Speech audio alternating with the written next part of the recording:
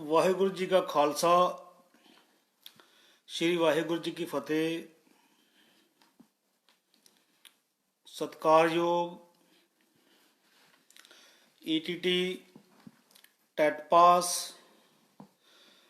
बेरोजगार अध्यापक साथियों, सारिਆਂ ਨੂੰ ਪਿਆਰ ਭਰੀ ਸਤਿ ਸ੍ਰੀ ਅਕਾਲ। ਸਾਥੀਓ, ਲਿੰਕ ਨੂੰ ਸ਼ੇਅਰ ਕਰ ਦਿਓ ਤਾਂ ਜੋ ਬਾਕੀ ਰਹਿੰਦੇ ਸਾਥੀ ਵੀ ਲਾਈਵ ਸੈਸ਼ਨ ਵਿੱਚ ਜੁੜ ਸਕਣ।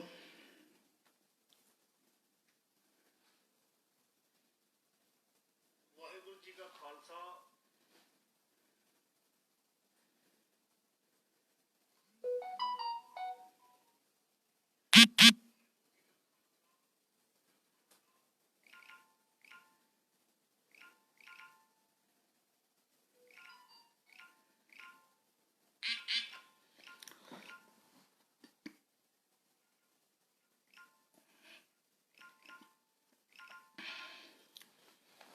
ਸਾਥੀਓ, ਗੱਲ ਕਰਦੇ ਹਾਂ ਕਿ ਅੱਜ ਸ਼ਾਮ ਪੱਕਾ ਮੋਰਚਾ ਖਰੜ ਦੇ ਵਿੱਚ ਵਾਪਰੀ ਘਟਨਾ ਬਾਰੇ ਗੱਲ ਕਰਦੇ ਹਾਂ।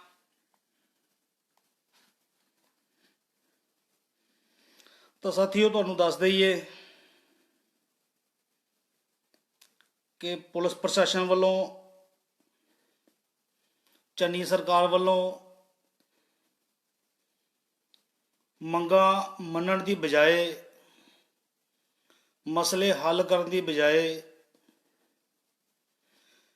ਜਬਰੀ ਧੱਕੇਸ਼ਾਹੀ ਨਾਲ ਮੋਰਚੇ ਨੂੰ ਚੁਕਾਉਣ ਦੀ ਜਿਹੜੀ ਆ ਉਹ ਕੋਸ਼ਿਸ਼ ਕੀਤੀ ਗਈ। ਇੱਕ ਨਾਕਾਮ ਕੋਸ਼ਿਸ਼ ਜਿਹੜੀ ਆ ਉਹ ਕੀਤੀ ਗਈ। ਤਾਂ ਸਾਥੀਓ, ਤੁਹਾਨੂੰ ਦੱਸ ਦਈਏ ਕਿ ਜਿੰਨਾ ਚਿਰ ਚੰਨੀ ਸਰਕਾਰ ਜਿਹੜਾ ਇੱਕ ਮੋਟੋ ਲੈ ਕੇ ਆਈ ਸੀ ਕਿ ਘਰ ਘਰ ਵਿੱਚ ਚੱਲੀ ਗੱਲ, ਚੰਨੀ ਕਰਦਾ ਮਸਲੇ ਹੱਲ। ਹੁਣ ਮਸਲੇ ਤਾਂ ਉਹਨਾਂ ਕੋਲੋਂ ਹੱਲ ਨਹੀਂ ਕੀਤੇ ਜਾ ਰਹੇ, ਪਰ ਚੰਨੀ ਸਰਕਾਰ ਵੱਲੋਂ ਪੁਲਸੀਆ ਜ਼ਬਰ ਦੇ ਨਾਲ, ਧੱਕੇਸ਼ਾਹੀ ਦੇ ਨਾਲ ਮੋਰਚਾ ਨੂੰ ਜਿਹੜਾ ਉਹ ਸਮਾਪਤ ਕਰਨ ਦੀ ਜਿਹੜੀ ਆ ਉਹ ਕੋਸ਼ਿਸ਼ ਕੀਤੀ ਜਾ ਰਹੀ ਹੈ। ਸੋ ਚੰਨੀ ਸਾਹਿਬ ਨੂੰ ਇਹ ਦੱਸ ਦੇਣਾ ਚਾਹੁੰਦੇ ਆ ਕਿ ਚੰਨੀ ਸਾਹਿਬ, ਮਸਲੇ ਹੱਲ ਕੀਤੇ ਬਿਨਾ ਨਾ ਤਾਂ ਅਜੇ ਤੱਕ ਈਟੀਟੀ ਨੇ ਮੋਰਚਾ ਸਮਾਪਤ ਕੀਤਾ, ਚਾਹੇ ਉਹ ਸੰਗਰੂਰ ਵਾਲੇ ਮੋਰਚੇ ਦੀ ਗੱਲ ਕਰ ਰਹੀ ਏ, ਚਾਹੇ ਪਟਿਆਲੇ ਵਾਲੇ ਮੋਰਚੇ ਦੀ ਗੱਲ ਕਰ ਰਹੀ ਏ। ਤਾਂ ਸਾਥੀਓ, ਚਾਹੇ ਜਿੱਥੇ ਜਿੱਥੇ ਵੀ ਸਾਡੇ ਮੋਰਚੇ ਲੱਗੇ ਆ, ਚਾਹੇ ਉਹਨਾਂ ਦੀ ਗੱਲ ਕਰ ਲਈਏ, ਸੋ ਜਿੰਨਾ ਚਿਰ ਮਸਲਿਆਂ ਦਾ ਹੱਲ ਨਹੀਂ ਹੋਇਆ, ਆਪਾਂ ਉਹਨਾਂ ਦੇ ਮੋਰਚੇ ਜਿਹੜੇ ਚੱਕੇ ਨਹੀਂ ਹੈਗੇ। ਹੁਣ ਚੰਨੀ ਸਾਹਿਬ ਦੀ ਜਿਹੜੀ ਬੌਖਲਾਹਟ ਆ ਜਿਹੜੀ ਉਹ ਸਾਫ਼ ਨਜ਼ਰ ਆ ਰਹੀ ਹੈ।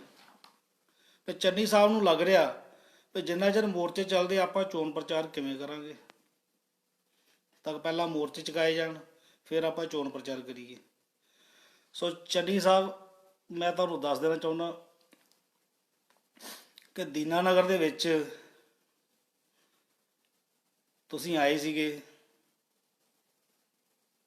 ਜਿਹੜਾ ਸੰਮੇਲਨ ਚੱਲ ਰਿਹਾ ਸੀ, ਔਰ ਸੋਰੀ ਗੁਰਦਾਸਪੁਰ ਜਿਹੜਾ ਸੰਮੇਲਨ ਚੱਲ ਰਿਹਾ ਸੀਗਾ, ਰਾਜ ਪੱਧਰੀ ਸੰਮੇਲਨ, ਔਰ ਗਿਣਤੀ 50 ਵੀ ਨਾ ਹੋਵੇ। ਚੰਨੀ ਸਾਹਿਬ, ਤੁਹਾਨੂੰ ਇੱਥੋਂ ਕੁਝ ਸਿੱਖਿਆ ਲੈਣੀ ਚਾਹੀਦੀ ਹੈ, ਤੁਹਾਨੂੰ ਸਮਝ ਜਾਣਾ ਚਾਹੀਦਾ, ਤੁਹਾਨੂੰ ਕੋਈ ਸਿੱਖ ਲੈਣਾ ਚਾਹੀਦਾ, ਤੁਹਾਨੂੰ ਕੋਈ ਸਬਕ ਲੈਣਾ ਚਾਹੀਦਾ ਕਿ ਲੋਕ ਜਿਹੜੇ ਨੇ ਉਹ ਜਾਗ ਰਹੇ ਨੇ। ਸੋ ਚੰਨੀ ਸਾਹਿਬ, ਜਿੰਨਾ ਚਿਰ ਮਸਲਿਆਂ ਦਾ ਹੱਲ ਨਹੀਂ ਜੇ ਹੁੰਦਾ,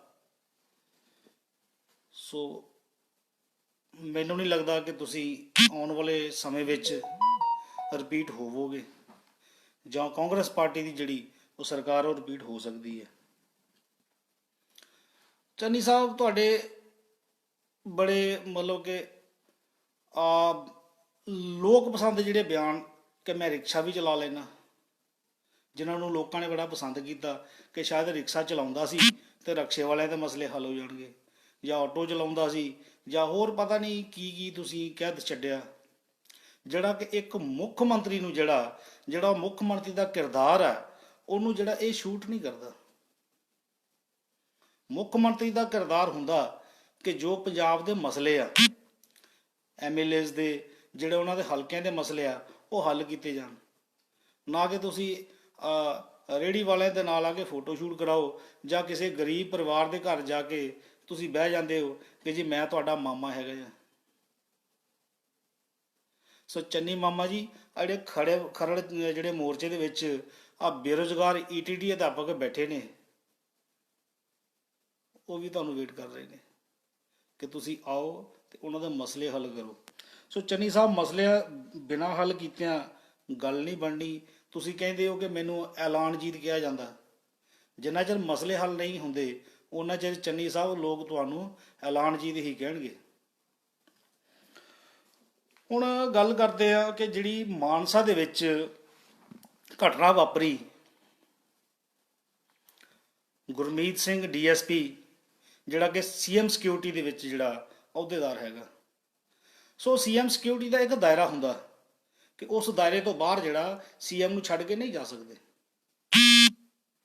ਤਾਂ ਸੀਐਮ ਸਾਹਿਬ ਉਹ ਆਪਣੇ ਦਾਇਰੇ ਨੂੰ ਛੱਡ ਕੇ ਕਿਵੇਂ ਉਹਨੇ ਬੇਰੁਜ਼ਗਾਰਾਂ ਤੇ ਜਿਹੜਾ ਮਤਲਬ ਕਿ ਜੋ ਅਣਮਨੁੱਖੀ ਜਿਹੜਾ ਤਸ਼ੱਦਦ ਢਾਇਆ। ਸੋ ਚੰਨੀ ਸਾਹਿਬ, ਤੁਸੀਂ ਉਹਨਾਂ ਤੇ ਕਾਰਵਾਈ ਕਰਨ ਦੀ ਬਜਾਏ ਤੁਸੀਂ ਪ੍ਰੂਫ ਮੰਗਦੇ ਰਹਿ ਗਏ ਕਿ ਜੀ ਪ੍ਰੂਫ ਦਿਓ।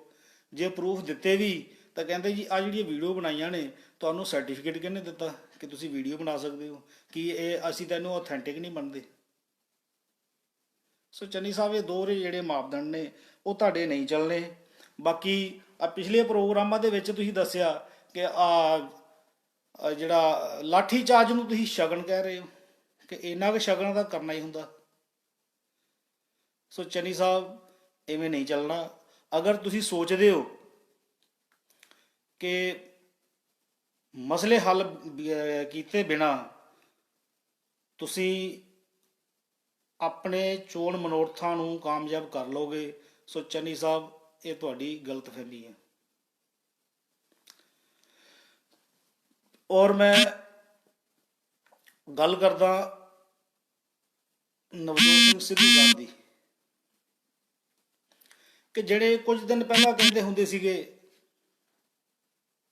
ਕਿ ਮਸਲਾ ਈਟੀਟੀ ਹੈ, ਪੰਜਾਬ ਦਾ ਮਸਲਾ ਈਟੀਟੀ ਹੈ, ਬੇਰੁਜ਼ਗਾਰ ਅਧਿਆਪਕਾਂ ਦਾ ਜਿਹੜਾ ਮਸਲਾ ਉਹਨੂੰ ਹੱਲ ਕੀਤਾ ਜਾਊਗਾ। ਔਰ ਹੁਣ ਹੀ 2 ਦਿਨ ਪਹਿਲਾਂ ਉਹਨਾਂ ਦਾ 2-4 ਦਿਨ ਪਹਿਲਾਂ ਉਹਨਾਂ ਦਾ ਬਿਆਨ ਆਇਆ, ਉਹਨਾਂ ਨੂੰ ਪੁੱਛਿਆ ਗਿਆ ਕਿ ਜਿਹੜਾ ਲਾਠੀਚਾਰਜ ਹੋਇਆ ਤਾਂ ਉਹਦੇ ਬਾਰੇ ਕੀ ਕਹੋਗੇ। ਤਾਂ ਬੜਾ ਸ਼ਰਮਨਾਕ ਬਿਆਨ ਸੀਗਾ। ਕਹਿੰਦੇ ਜੀ ਕਿ ਇਹ ਜਿਹੜਾ ਲਾਠੀਚਾਰਜ ਹੋਇਆ ਇਹਨੂੰ ਅਹਿਮੀਅਤ ਦੇਣ ਦੀ ਲੋੜ ਨਹੀਂ ਹੈਗੀ, ਲੋੜ ਹੈ ਇਸ ਵੇਲੇ ਪਾਰਟੀ ਨੂੰ ਮਜ਼ਬੂਤ ਕਰਨ ਦੀ। ਸੋ ਸਿੱਧੂ ਸਾਹਿਬ, ਜਿੰਨਾ ਚਿਰ ਮਸਲੇ ਹੱਲ ਨਹੀਂ ਹੁੰਦੇ ਸੋ ਪਾਰਟੀ ਮਜ਼ਬੂਤ ਮੈਨੂੰ ਨਹੀਂ ਲੱਗਦਾ ਕਿ ਤੁਸੀਂ ਕਿਵੇਂ ਕਰ ਰਹੇ ਹੋ। ਆਪਾਂ ਜਿਹੜੀ ਹੁਣ ਗੱਲ ਕਰਦੇ ਆ ਕਿ ਚੰਨੀ ਸਾਹਿਬ ਵੱਲੋਂ ਇਹ ਵੀ ਕਿਹਾ ਗਿਆ ਜੀ ਆ ਜਿਹੜੇ ਨਾਅਰੇਬਾਜ਼ੀ ਕਰ ਰਹੇ ਨੇ ਇਹ ਤਾਂ ਵਿਰੋਧੀ ਦਲ ਵੱਲੋਂ ਭੇਜੇ ਗਏ ਨੇ। ਸੋ ਚੰਨੀ ਸਾਹਿਬ, ਆਪਾਂ ਵਿਰੋਧੀ ਦਲ ਨਹੀਂ ਹੈਗੇ, ਆਪਾਂ ਈਟੀਟੀ ਟੈਟ ਪਾਸ ਬੇਰੁਜ਼ਗਾਰ ਹੈਗੇ ਆ। ਹੁਣ ਪਿਛਲੇ ਦਿਨੀ ਪ੍ਰਗਟ ਸਿੰਘ ਸਿੱਖਿਆ ਮੰਤਰੀ ਜੀ ਵੱਲੋਂ ਇੱਕ ਬਿਆਨ ਆਇਆ ਸੀ ਕਿ ਅਸੀਂ 2364 ਭਰਤੀ ਦਾ ਕੀ ਕਰੀਏ, ਜਥੇਬੰਦੀ ਸਾਨੂੰ ਕੁਝ ਦੱਸ ਹੀ ਨਹੀਂ।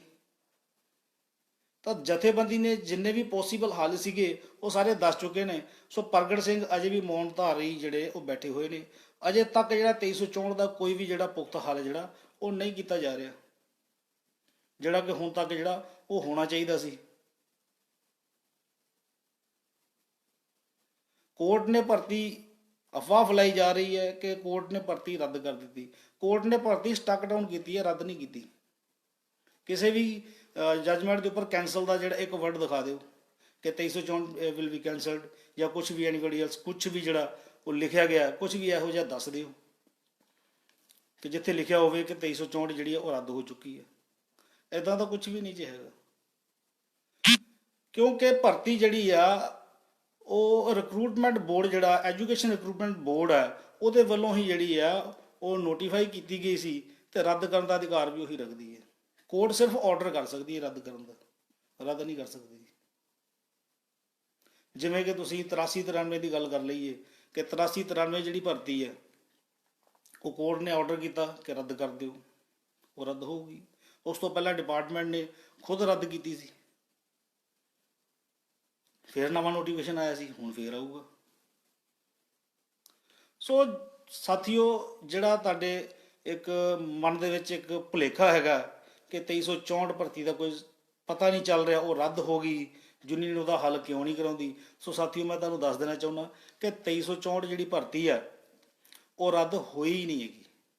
ਜੇ ਰੱਦ ਹੋਈ ਹੁੰਦੀ ਤਾਂ ਉਹਦਾ ਵੈਬਸਾਈਟ ਦੇ ਉੱਪਰ ਉਹਦਾ ਜਿਹੜਾ ਕੈਂਸਲ ਦਾ ਜਿਹੜਾ ਨੋਟੀਫਿਕੇਸ਼ਨ ਆ ਉਹ ਜ਼ਰੂਰ ਆਉਂਦਾ, ਜਿਹੜਾ ਕਿ ਹਜੇ ਤੱਕ ਆਇਆ ਹੀ ਨਹੀਂ ਹੈਗਾ। ਸੋ ਸਾਥੀਓ, ਜਥੇਬੰਦੀ ਵੱਲੋਂ ਪੁਰਜ਼ੋਰ ਕੋਸ਼ਿਸ਼ਾਂ ਕੀਤੀਆਂ ਜਾ ਰਹੀਆਂ ਨੇ 66-35 2364 ਭਰਤੀ ਨੂੰ ਸਿਰੇ ਚੜਾਉਣ ਦੀਆਂ, ਚਾਹੇ ਉਹ ਓਵਰੇ ਦਾ ਮਸਲਾ, ਚਾਹੇ ਉਹ ਹੋਰ ਮਸਲੇ ਨੇ, ਸਾਰੇ ਮਸਲਿਆਂ ਨੂੰ ਲੈ ਕੇ ਜਥੇਬੰਦੀ ਜਿਹੜੀ ਆ ਉਹ ਸਰਗਰਮ ਹੋਈ ਪਈ ਆ। ਸੋ ਸਾਥੀਓ, ਹੁਣ ਲੋੜ ਹੈ ਉਹ ਤੁਹਾਡੇ ਸਾਥ ਦੀ ਲੋੜ ਹੈ,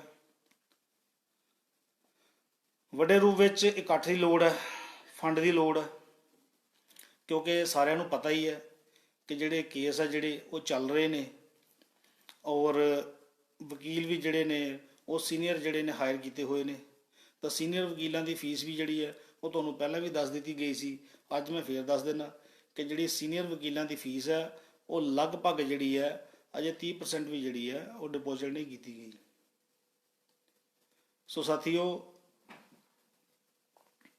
66-35 ਦੇ ਵਿੱਚ 66 ਲਗਭਗ ਜਿਹੜਾ 6,500-7 ਹਜ਼ਾਰ ਜਿਹੜਾ ਕੈਂਡੀਡੇਟ ਲੱਗਦਾ, 66-35 ਕੈਂਡੀਡੇਟ ਲੱਗਦੇ ਆ। ਸੋ ਸਾਥੀਓ, ਜੇ ਤੁਸੀਂ 100 ਰੁਪਈਆ ਵੀ ਜਿਹੜਾ ਇੱਕ ਸਾਥੀ 100 ਰੁਪਈਆ ਵੀ ਦੇਵੇ ਤਾਂ ਸਾਥੀਓ ਮੈਨੂੰ ਲੱਗਦਾ ਕਿ 5-6 ਲੱਖ ਇਕੱਠਾ ਹੋ ਜਾਂਦਾ, 6 ਲੱਖ ਰੁਪਈਆ ਇਕੱਠਾ ਹੋ ਜਾਂਦਾ। ਪਰ ਸਾਥੀਓ ਅਜਿਹਾ ਹੁੰਦਾ ਨਹੀਂ। ਫਿਰ ਹੁੰਦਾ ਕੀ ਹੈ, ਬਰਡਨ ਕਿਹਦੇ ਤੇ ਪੈਂਦਾ? ਸਿਰਫ ਉਹਨਾਂ ਸਾਥੀਆਂ ਦੇ ਜਿਹੜੇ ਧਰਨਿਆਂ 'ਚ ਸ਼ਮੂਲੀਅਤ ਕਰਦੇ ਆ ਜਾਂ ਜਿਹੜੇ ਗਰੁੱਪਾਂ ਵਿੱਚ ਐਡ ਹੈਗੇ ਨੇ। 500-600 ਬੰਦਾ, 1000 ਬੰਦਾ ਜਿਹੜਾ ਉਹ ਪ੍ਰੋਟੈਸਟ 'ਤੇ ਆਉਂਦਾ, ਉਹੀ ਸਾਥੀ ਜਿਹੜੇ ਫੰਡ ਦਿੰਦੇ ਨੇ। ਸੋ ਬਾਕੀ ਜਿਹੜੇ ਸਾਥੀ ਨੇ, ਸੋ ਮੈਂ ਉਹਨਾਂ ਨੂੰ ਵੀ ਅਪੀਲ ਕਰਦਾ ਕਿ ਉਹ ਵੀ ਜਿਹੜਾ ਫੰਡ ਦੇ ਰੂਪ ਵਿੱਚ ਜਿਹੜਾ ਉਹ ਜਥੇਬੰਦੀ ਦਾ ਜਿਹੜਾ ਸਹਿਯੋਗ ਕਰਨ, ਤਾਂ ਜੋ ਆਪਾਂ ਜਿਹੜਾ ਕੇਸਾਂ ਦੀ ਜਿਹੜੀ ਪੈਰਵਾਈ ਹੈ ਉਹ ਸਹੀ ਤਰੀਕੇ ਦੇ ਨਾਲ ਜਿਹੜੀ ਹੈ ਉਹ ਕਰ ਸਕੀਏ। ਹੁਣ ਸਾਥੀਓ, ਗੱਲ ਆਪਾਂ ਕਰਦੇ ਹਾਂ ਭਰਤੀਆਂ ਨੂੰ ਸਿਰੇ ਚੜਾਉਣ ਦੀ, ਕਿ ਭਰਤੀਆਂ ਸਿਰੇ ਕਿਉਂ ਨਹੀਂ ਚੜ ਰਹੀਆਂ। ਸਾਥੀਓ, ਭਰਤੀਆਂ ਸਿਰੇ ਚੜ ਸਕਦੀਆਂ ਨੇ ਪਰ ਸਰਕਾਰ ਸਿਰੇ ਚਾੜਨਾ ਨਹੀਂ ਚਾਹੁੰਦੀ। ਹੁਣ ਤੁਸੀਂ ਸਕਰੂਟਨੀ ਦੀ ਹੀ ਗੱਲ ਵੇਖ ਲਓ, ਕੋਰਟ ਵੱਲੋਂ ਸਾਫ਼-ਸਾਫ਼ ਲਿਖਿਆ ਗਿਆ ਆਰਡਰ ਹੈਗਾ ਕਿ ਜਿਹੜਾ ਮੈਰਿਟ ਲਿਸਟ ਹੈ ਜਿਹੜੀ ਉਹ ਜਿਹੜੀ ਹੈ ਨਹੀਂ ਬਣਾਈ ਜਾ ਸਕਦੀ, ਆਫਰ ਲੈਟਰ ਇਸ਼ੂ ਨਹੀਂ ਕੀਤੇ ਜਾ ਸਕਦੇ, ਪਰ ਸਕਰੂਟਨੀ ਪ੍ਰੋਸੈਸ ਹੈ ਜਿਹੜਾ ਉਹ ਪੂਰਾ ਕੀਤਾ ਜਾ ਸਕਦਾ। ਸੋ ਮੈਨੂੰ ਲੱਗਦਾ ਕਿ ਸਕਰੂਟਨੀ ਪ੍ਰੋਸੈਸ ਨੂੰ ਲੈ ਕੇ ਲਗਭਗ ਸਾਡੀਆਂ ਜਿਹੜੀਆਂ ਸਿੱਖਿਆ ਮੰਤਰੀ ਸਾਹਿਬ ਨਾਲ ਜਿਹੜੀਆਂ 8 ਤੋਂ 10 ਮੀਟਿੰਗਾਂ ਜਿਹੜੀਆਂ ਹੋ ਚੁੱਕੀਆਂ, ਪਰ ਉਹਨਾਂ ਦਾ ਬਿਆਨ ਇਹੀ ਹੈ ਬਈ ਸਕਰੂਟਨੀ ਪ੍ਰੋਸੈਸ ਸ਼ੁਰੂ ਕਰਾ ਕੇ ਤੁਸੀਂ ਕਰੋਗੇ ਕੀ। ਪਹਿਲਾਂ ਤਾਂ ਇਹ ਬਿਆਨ ਦਿੱਤਾ ਜਾਂਦਾ ਸੀਗਾ ਕਿ ਜੀ 9 ਤਰੀਕ ਹੈਗੀ ਹੈ, 9 ਤਰੀਕ ਤੱਕ ਵੇਖ ਲਓ, ਨਹੀਂ ਤਾਂ ਸਕਰੂਟਨੀ ਕਰ ਦਿਆਂਗੇ। 9 ਤਰੀਕ ਲੰਘ ਗਈ, ਸੁਣਵਾਈ ਹੋ ਗਈ, ਸਟੇ ਨਹੀਂ ਟੁੱਟਿਆ, ਨੈਕਸਟ ਡੇਟ ਪੈ ਗਈ। ਪਰ ਜਦੋਂ ਸਕਰੂਟਨੀ ਦੀ ਬਾਰੇ ਗੱਲ ਕੀਤੀ ਗਈ ਤਾਂ ਮੰਤਰੀ ਸਾਹਿਬ ਵੱਲੋਂ ਇਹ ਕਿਹਾ ਗਿਆ ਜੀ ਸਕਰੂਟਨੀ ਕਰਾ ਕੇ ਕੀ ਕਰੋਗੇ। ਸੋ ਮੰਤਰੀ ਸਾਹਿਬ ਨੂੰ ਆਪਾਂ ਦੱਸ ਦੇਣਾ ਚਾਹੁੰਦੇ ਹਾਂ ਕਿ ਜਿਹੜੀ ਸਕਰੂਟਨੀ ਆ ਉਹਨਾਂ ਨੂੰ ਪੂਰਾ ਕਰਨ ਦਾ ਜਿਹੜਾ ਘੱਟੋ ਘੱਟ ਜਿਹੜਾ ਉਹ ਮਿਨੀਮਮ ਜਿਹੜਾ ਟਾਈਮ ਹੈਗਾ ਉਹ ਜਿਹੜਾ 8 ਤੋਂ 10 ਦਿਨ ਜਾਂ 15 ਦਿਨ ਜਿਹੜੇ ਉਹ ਲੱਗਦੇ ਨੇ। ਸੋ ਮੰਤਰੀ ਸਾਹਿਬ, ਸਾਡਾ ਉਹ ਟਾਈਮ ਬਚਦਾ। ਔਰ ਸਕਰੂਟਨੀ ਜਿਹੜੀ ਆ ਉਹ ਸਾਥੀਓ ਬਹੁਤ ਹੀ ਜਲਦ ਸ਼ੁਰੂ ਹੋਣ ਜਾ ਰਹੀ ਆ। ਇਹ ਮੰਤਰੀ ਸਾਹਿਬ ਨੇ ਭਰੋਸਾ ਦਿੱਤਾ, ਔਰ ਭਰੋਸੇ ਨੂੰ ਯਕੀਨ ਵਿੱਚ ਕਿਵੇਂ ਬਦਲਣਾ, ਇਹਨੂੰ ਰਿਐਲਿਟੀ 'ਚ ਕਿਵੇਂ ਲੈ ਕੇ ਆਉਣਾ, ਉਹ ਤੁਹਾਨੂੰ ਸਾਰਿਆਂ ਨੂੰ ਭਲੀ ਭਾਂਤੀ ਪਤਾ ਹੈਗਾ। ਸੋ ਸਾਥੀਓ, ਆਪਾਂ ਹੁਣ ਗੱਲ ਕਰਦੇ ਹਾਂ ਦੁਬਾਰਾ ਮੰਤਰੀ ਸਾਹਿਬ ਦੀ, ਕਿ ਮੰਤਰੀ ਸਾਹਿਬ ਸ਼ੁਰੂ ਤੋਂ ਹੀ ਕਹਿੰਦੇ ਆ ਰਹੇ ਨੇ ਕਿ ਤੁਸੀਂ ਸਾਰੀਆਂ ਜਥੇਬੰਦੀਆਂ ਇਕੱਠੀਆਂ ਹੋ ਕੇ ਆ ਜਾਓ, ਤੇ ਜਿਹੜੇ 2364 ਵਾਲੇ ਨੇ, ਜਿਹੜੀ ETD 2364 ਉਹ ਅਲੱਗ ਚੱਲਦੇ ਸੀ, ਤੇ ਜਿਹੜੀ ਸਾਡੀ ਜਥੇਬੰਦੀ ਸੀ ETD ਇਹ ਅਲੱਗ ਚੱਲਦੇ ਸੀ। ਚਲੋ ਵਿਚਾਰ ਨਹੀਂ ਸੀ ਮਿਲੇ, ਅਲੱਗ ਚੱਲਦੇ ਸੀ, ਵਿਚਾਰ ਮਿਲੇ, ਆਪਾਂ ਇੱਕ ਹੋ ਗਏ, ਮਿਲੇ ਮੰਤਰੀ ਸਾਹਿਬ ਨੂੰ ਆਪਣੇ ਮਸਲੇ ਦਾ ਹੱਲ ਦੱਸਿਆ ਕਿ ਐਵੇਂ ਹੋ ਸਕਦਾ। ਪਰ ਮੰਤਰੀ ਸਾਹਿਬ ਅੱਜ ਵੀ ਕਹਿ ਰਹੇ ਨੇ ਕਿ ਤੁਸੀਂ ਇਕੱਠੇ ਹੋ ਜਾਓ। ਮੰਤਰੀ ਸਾਹਿਬ 2364 ਵਾਲੇ ਸਾਡੇ ਨਾਲ ਨੇ, ਜਿਹੜੇ ਈਟੀਟੀ 2364 ਹੀ ਉਹ ਸਾਡੇ ਨਾਲ ਨੇ, ਆਪਾਂ ਸਾਰੇ ਇੱਕ ਹੈਗੇ ਆ। ਹੁਣ ਤੁਸੀਂ ਕਹਿੰਦੇ ਹੋ ਬੀਐਡ ਵਾਲਿਆਂ ਨੂੰ ਇਕੱਠੇ ਕਰ ਲਓ, ਕੱਲ ਨੂੰ ਤੁਸੀਂ ਕਹੋਗੇ ਪੀਟੀਆਈ ਨੂੰ ਇਕੱਠੇ ਕਰ ਲਓ, ਫਿਰ ਤੁਸੀਂ ਕਹੋਗੇ ਡੀਪੀਐਡ ਨੂੰ ਇਕੱਠੇ ਕਰ ਲਓ। ਮੰਤਰੀ ਸਾਹਿਬ ਈਟੀਟੀ ਦੀ ਜਿਹੜੀ ਪੋਸਟ ਆ ਉਹ ਈਟੀਟੀ ਦਾ ਹੀ ਹੱਕ ਬਣਦਾ। ਔਰ ਜਿਵੇਂ 2010 ਤੋਂ ਪਹਿਲਾਂ ਜਿਹੜੀਆਂ ਭਰਤੀਆਂ ਹੋਈਆਂ ਸੀਗੀਆਂ ਉਹਦੇ ਵਿੱਚ ਵੀ ਜਿਹੜਾ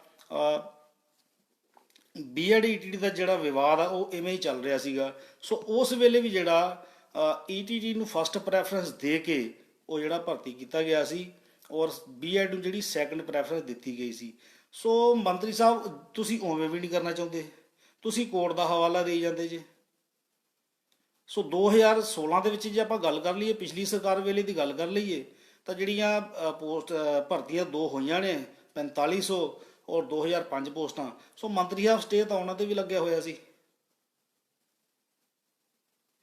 ਪਰ ਹੋਇਆ ਕੀ, ਜਿਹੜੇ ਕੈਂਡੀਡੇਟ ਜਿਹੜੇ ਉਹਨਾਂ ਭਰਤੀਆਂ ਦੇ ਵਿੱਚ ਜਿਹਨਾਂ ਦੇ ਸਟੇ ਲੱਗਿਆ ਹੋਇਆ ਸੀ, ਜਿਨ੍ਹਾਂ ਕੈਂਡੀਡੇਟ ਦੇ ਸਟੇ ਦਾ ਫੈਕਟ ਨਹੀਂ ਸੀ ਪੈਂਦਾ, ਮੌਜੂਦਾ ਸਰਕਾਰ ਨੇ, ਉਸ ਵੇਲੇ ਦੀ ਮੌਜੂਦਾ ਸਰਕਾਰ ਨੇ ਇੱਕ ਐਫੀਡੇਵਿਟ ਕੋਰਟ ਦੇ ਵਿੱਚ ਦਿੱਤਾ ਕਿ ਜੱਜ ਸਾਹਿਬ ਜਿਨ੍ਹਾਂ ਦੇ ਸਟੇ ਦਾ ਇਫੈਕਟ ਨਹੀਂ ਪੈਂਦਾ ਉਹਨਾਂ ਨੂੰ ਜੁਆਇਨ ਕਰਵਾਇਆ ਜਾਵੇ, ਤੇ ਜਿਨ੍ਹਾਂ ਦੇ ਸਟੇ ਦਾ ਇਫੈਕਟ ਪੈ ਰਿਹਾ ਉਹਨਾਂ ਦੀ ਜਿਹੜੀਆਂ ਪੋਸਟਾਂ ਹੋਲਡ ਕਰਕੇ ਤਾਂ ਜੋ ਜਿਹੜਾ ਡਿਸੀਜਨ ਆਊਗਾ ਉਹ ਲਾਗੂ ਕਰ ਦਿੱਤਾ ਜਾਊਗਾ। ਸੋ ਸਾਥੀਓ, ਜਿੱਥੋਂ ਇਹ ਸਾਬਤ ਹੁੰਦਾ ਕਿ ਸਰਕਾਰ ਦੀ ਜਿਹੜੀ ਮਨਸ਼ਾ ਉਹ ਭਰਤੀਆਂ ਕਰਨ ਦੀ ਹੈ ਹੀ ਨਹੀਂ ਹੈਗੀ। ਸਰਕਾਰ ਚਾਹੇ ਤਾਂ ਕੱਲ ਭਰਤੀਆਂ ਪੂਰੀਆਂ ਕਰ ਸਕਦੀ ਹੈ, ਸਰਕਾਰ ਕਰਨਾ ਨਹੀਂ ਚਾਹੁੰਦੇ ਔਰ ਤੁਸੀਂ ਕਰਵਾਉਣਾ ਨਹੀਂ ਚਾਹੁੰਦੇ, ਕਿਉਂਕਿ ਤੁਸੀਂ ਸਰਕਾਰ ਤੇ ਡਿਪੈਂਡ ਹੋ, ਸਰਕਾਰ ਕਰਨਾ ਨਹੀਂ ਚਾਹੁੰਦੀ। ਸੋ ਸਾਥੀਓ, ਜੇ ਭਰਤੀਆਂ ਪੂਰੀਆਂ ਕਰਵਾਉਣੀਆਂ ਨੇ ਸੋ ਘਰਾਂ ਚੋਂ ਨਿਕਲਣਾ ਪੈਣਾ। ਜੇ ਤੁਸੀਂ ਬਹਾਨਾ ਲਾਉਂਦੇ ਹੋ ਕਿ ਅਸੀਂ ਠੰਡ ਬਹੁਤ ਹੈ, ਘਰੋਂ ਨਿਕਲਣਾ ਬਹੁਤ ਔਖਾ, ਸੋ ਜਿੰਨੀ ਕੁ ਠੰਡ ਤੁਹਾਡੇ ਘਰਾਂ 'ਚ ਨਾ, ਖਰੜ ਉਸ ਤੋਂ ਜ਼ਿਆਦਾ ਨਹੀਂ ਹੈਗੀ, ਖਰੜ ਵੀ ਉਨੀ ਠੰਡ ਕੋਈ ਬਹੁਤੀ ਨਹੀਂ ਹੈਗੀ। ਸੋ ਸਾਥੀਓ, ਕੱਲ ਸਵੇਰੇ ਜਿੰਨੀ ਜਲਦੀ ਹੋ ਸਕਦਾ ਵੱਧ ਤੋਂ ਵੱਧ ਵੱਡੀ ਗਿਣਤੀ ਦੇ ਵਿੱਚ ਸਾਥੀ ਖਰੜ ਮੋਰਚੇ ਦੇ ਪਹੁੰਚੋ, ਤਾਂ ਜੋ ਆਪਣੇ ਹੱਕ ਆਪਾਂ ਜਿਹੜੇ ਆ ਉਹ ਸਰਕਾਰ ਨਾਲ ਲੜ ਕੇ ਲੈ ਸਕੀਏ। ਔਰ ਸਾਥੀਓ, ਇੱਕ ਗੱਲ ਮੈਂ ਹੋਰ ਦੱਸ ਦੇਣਾ ਚਾਹੁੰਦਾ ਕਿ 6635 22 ਪੋਸਟਾਂ 2364, ਜਿਹਦਾ ਕਿ 2364 ਵਾਲੇ ਜਿਹੜਾ ਰਿਊਮਰ ਫੈਲਾਇਆ ਜਾ ਰਿਹਾ ਕਿ 2364 ਪੋਸਟ ਜਿਹੜੀ ਉਹ ਖਤਮ ਹੋ ਗਈ। ਸਾਥੀਓ, ਭਰਤੀ ਜੇ ਕੈਂਸਲ ਵੀ ਹੋ ਜੇ, ਰੱਦ ਵੀ ਹੋ ਜੇ, ਉਹ ਖਤਮ ਨਹੀਂ ਹੁੰਦੀ, ਉਹ ਰੀਨੋਟੀਫਾਈ ਹੋ ਜਾਂਦੀ ਹੈ। ਪਰ ਸਾਥੀਓ, ਇਹ ਤਾਂ ਕੈਂਸਲ ਵੀ ਨਹੀਂ ਹੋਈ, ਔਰ ਵਾਰ-ਵਾਰ ਜਿਹੜੀਆਂ ਮੀਟਿੰਗਾਂ ਜਿਹੜੀਆਂ ਉਹ ਡਿਪਾਰਟਮੈਂਟ ਨਾਲ ਚੱਲ ਰਹੀਆਂ ਨੇ, ਆਪਣੇ ਸਿੱਖਿਆ ਮੰਤਰੀ ਸਾਹਿਬ ਨਾਲ ਚੱਲ ਰਹੀਆਂ ਨੇ, ਤਾਂ ਉਹਨਾਂ ਵੱਲੋਂ ਇਹ ਭਰੋਸਾ ਦਿੱਤਾ ਜਾ ਰਿਹਾ ਕਿ ਅਸੀਂ ਇਹਨਾਂ ਭਰਤੀਆਂ ਨੂੰ ਜਿਹੜਾ ਪੂਰਾ ਕਰ ਰਹੇ ਹਾਂ। ਸੋ ਸਾਥੀਓ, ਪੂਰੀਆਂ ਕਿਵੇਂ ਹੋਣੀਆਂ ਨੇ ਇਹ ਤੁਹਾਨੂੰ ਜਿਹੜਾ ਉਹ ਬਹੁਤ ਅੱਛੀ ਤਰ੍ਹਾਂ ਪਤਾ ਹੈ। ਸੋ ਸਾਥੀਓ, ਕੱਲ੍ਹ ਹੀ ਜਿਹੜਾ ਆਪਣੇ ਬੈਗ ਪਾਈ ਜਿਹੜਾ ਕਰਕੇ ਤਾਂ ਖਰੜ ਮੋਰਚੇ ਦੇ ਵਿੱਚ ਪਹੁੰਚੋ, ਤਾਂ ਜੋ ਆਪਾਂ ਭਰਤੀਆਂ ਨੂੰ ਸਿਰੇ ਲਾ ਸਕੀਏ। ਔਰ ਦੂਸਰੀ ਸਾਥੀਓ ਗੱਲ, ਸਭ ਤੋਂ ਵੱਡੀ ਗੱਲ ਇਹ ਕਿ ਫੰਡ ਦੀ ਜਿਹੜੀ ਹੈ ਉਹ ਬਹੁਤ ਘਾਟ ਹੈਗੀ ਜੇ, ਕਿਉਂਕਿ ਖਰੜ ਮੋਰਚਾ ਲਗਭਗ ਪਿਛਲੇ 45 ਦਿਨਾਂ ਤੋਂ ਚੱਲ ਰਿਹਾ ਜੇ, 65 ਦਿਨਾਂ ਤੋਂ ਚੱਲ ਰਿਹਾ ਜੇ, 2 ਮਹੀਨਿਆਂ ਤੋਂ ਜ਼ਿਆਦਾ ਦਾ ਸਮਾਂ ਜਿਹੜਾ ਉਹ ਹੋ ਚੁੱਕਿਆ ਜੇ। ਸੋ ਸਾਥੀਓ, ਮੋਰਚਾ ਜਿਹੜਾ ਉਹ ਫੰਡ ਤੋਂ ਬਿਨਾਂ ਨਹੀਂ ਚੱਲਦਾ। ਸੋ ਸਾਥੀਓ, ਫੰਡ ਦੇ ਰੂਪ ਵਿੱਚ ਵੱਧ ਤੋਂ ਵੱਧ ਜਿਹੜਾ ਉਹ ਜਥੇਬੰਦੀ ਦਾ ਸਾਥ ਦਿਓ, ਔਰ ਜਿਹੜਾ ਫੰਡ ਹੈ ਉਹ ਸਾਡਾ ਸਟੇਟ ਬੋਡੀ ਦਾ ਜਿਹੜਾ ਅਕਾਊਂਟ ਹੈਗਾ, ਯੂਨੀਅਨ ਦਾ ਅਕਾਊਂਟ ਹੈ, ਉਹ ਨਿਰਮਲ ਜੀਰਾ ਜੀ ਦੇ ਨਾਮ ਤੇ ਹੈਗਾ। ਉਹਦਾ ਜਿਹੜਾ ਤੁਹਾਨੂੰ ਅਕਾਊਂਟ ਨੰਬਰ ਵਗੈਰਾ ਸਾਰਾ ਕੁਝ ਤੁਹਾਡੇ ਕੋਲ ਆਲਰੇਡੀ ਹੈਗਾ। ਸੋ ਸਾਥੀਓ, ਫੰਡ ਦੇ ਰੂਪ ਵਿੱਚ ਜਿਹੜੀ ਆ ਉਹ ਵੱਧ ਤੋਂ ਵੱਧ ਜਿਹੜੀ ਸਾਥੀਓ ਮਦਦ ਕਰੋ। ਔਰ ਜਿਹੜੀ ਗੱਲ ਸਾਥੀਓ ਭਰਤੀਆਂ ਪੂਰੀਆਂ ਕਰਨ ਦੀ ਹੈ, ਸਾਥੀਓ ਯੂਨੀਅਨ ਜਿਹੜੀ ਆ, ਜਥੇਬੰਦੀ ਆ, ਉਹ ਲਗਾਤਾਰ ਜਿਹੜਾ ਇਸ ਮਸਲੇ ਨੂੰ ਲੈ ਕੇ ਜਿਹੜੀ ਹੈ ਸਰਗਰਮ ਹੈਗੀ ਹੈ। ਸੋ ਸਾਥੀਓ, ਮੈਂ ਖੁਦ ਵੀ ਕੱਲ ਨੂੰ ਜਿਹੜਾ ਖਰੜ ਮੋਰਚੇ ਤੇ ਜਾ ਰਿਹਾ, ਔਰ ਉਮੀਦ ਕਰਦਾ ਕਿ ਤੁਸੀਂ ਵੀ ਜਿਹੜਾ ਉਹ ਕੱਲ ਨੂੰ ਜਿੰਨੀ ਵੀ ਜਲਦੀ ਹੋ ਸਕਦਾ ਉਹ ਤੁਸੀਂ ਮੋਰਚੇ ਤੇ ਪਹੁੰਚੋਗੇ। ਸੋ ਸਾਥੀਓ, ਤੁਹਾਡਾ ਬਹੁਤ ਬਹੁਤ ਧੰਨਵਾਦ। ਜੈ ਜਨਤਾ, ਜੈ ਸੰਘਰਸ਼, ਜਿੱਤ ਲੜਦੇ ਲੋਕਾਂ ਦੀ।